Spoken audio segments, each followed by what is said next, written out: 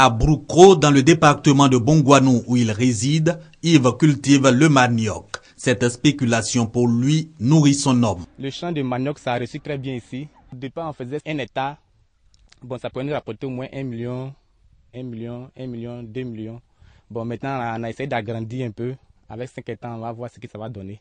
Comme le manioc, nombreuses autres cultures ont été introduites dans le Moronou depuis le déplacement de la boucle du cacao de la région. Mais un problème, l'écoulement difficile de la production, même insuffisante. À l'origine, la dégradation avancée des routes. Pour 32 km, en fait 3 heures du temps, parce que la route n'est pas bonne. Il y a des trous. Sollicité pour appuyer le conseil régional dans sa quête pour refaire du Moronou un pôle de développement, le Bénet fait des recommandations.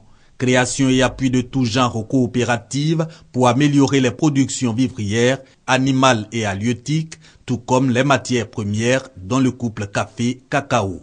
Mieux, le Bénet envisage un plan de développement qui intègre l'implantation d'unités industrielles, la création et la réhabilitation des infrastructures de base avec pour priorité le réseau routier et les populations y adhèrent.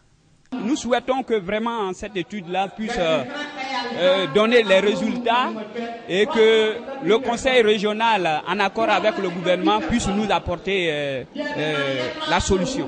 On ne peut pas faire des réalisations à proprement dit sans un projet, sans une étude. Alors, j'ai cru vraiment important qu'il fallait que les gens du Bénet soient là pour que d'ici 1 ou 2 mois, que je sois mieux orienté.